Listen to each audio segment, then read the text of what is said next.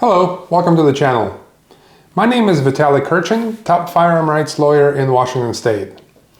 In this video, I'll be discussing pending firearm legislation in the Washington State Legislature for the current 2024 session. Stay tuned.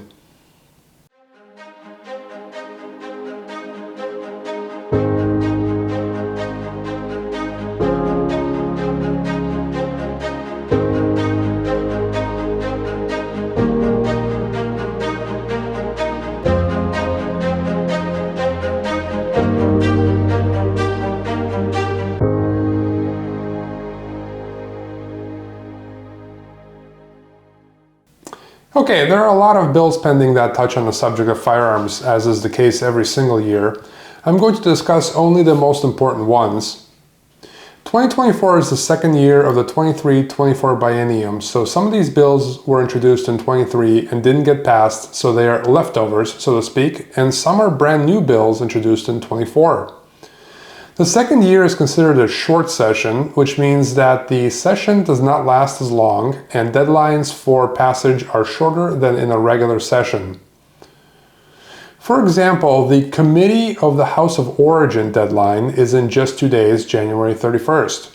What that means is any bill that hopes to continue forward must be voted out of the committee where it started in the chamber where it originated by the end of January 31st. Although it is not a hard and fast rule, generally speaking, if the bill doesn't make it out of the committee of the Chamber of Origin by the end of January 31st, then it is dead. If the bill does make it out of committee, then the last day to receive a majority floor vote in the Chamber of Origin is February 13th. If it receives a majority floor vote in the Chamber of Origin, the bill is then passed to the other chamber for consideration. The bill can then either die in the other chamber, it can be passed as is and be sent to the governor for signature, or it can be passed with amendments, in which case it then has to return to the Chamber of Origin for another vote. The final day for a legislative session is March 7th.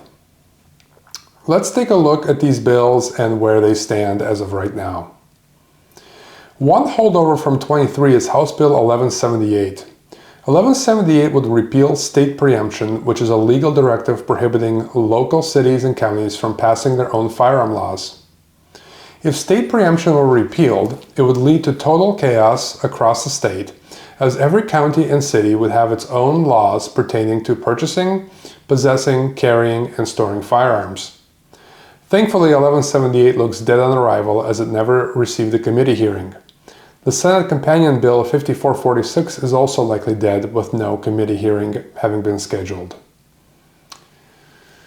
Next up, we have House Bill 1902, which would require individuals to apply for and receive a permit before being allowed to purchase a firearm.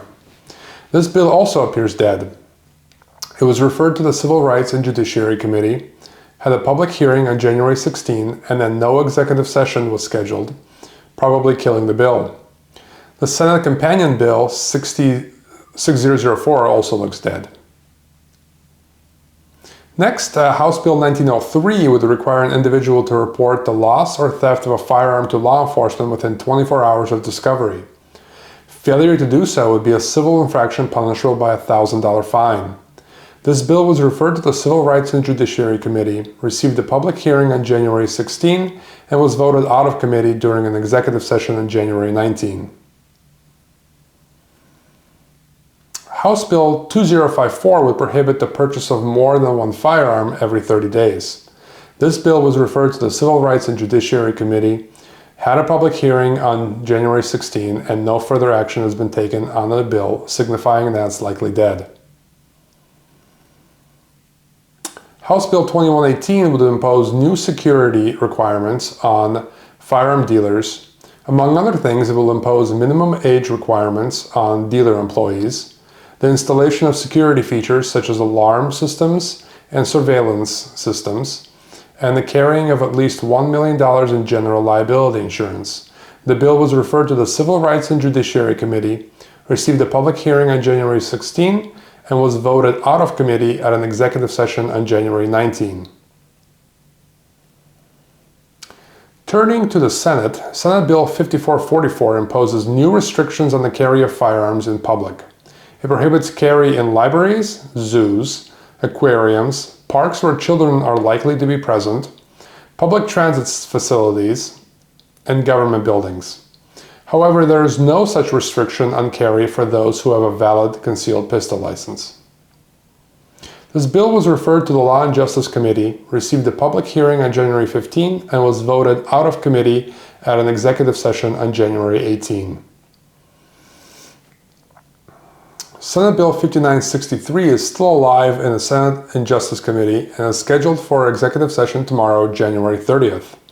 It would require individuals who own a firearm to keep and maintain a homeowner's or renter's insurance policy that would cover losses or damages resulting from the accidental or unintentional discharge of the firearm.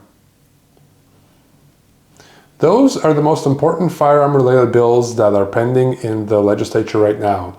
This video is just part 1, and I will do another video after the February 13th Chamber of Origin cutoff and another one after the legislative session ends on March 7th. Thanks for watching and see you next time.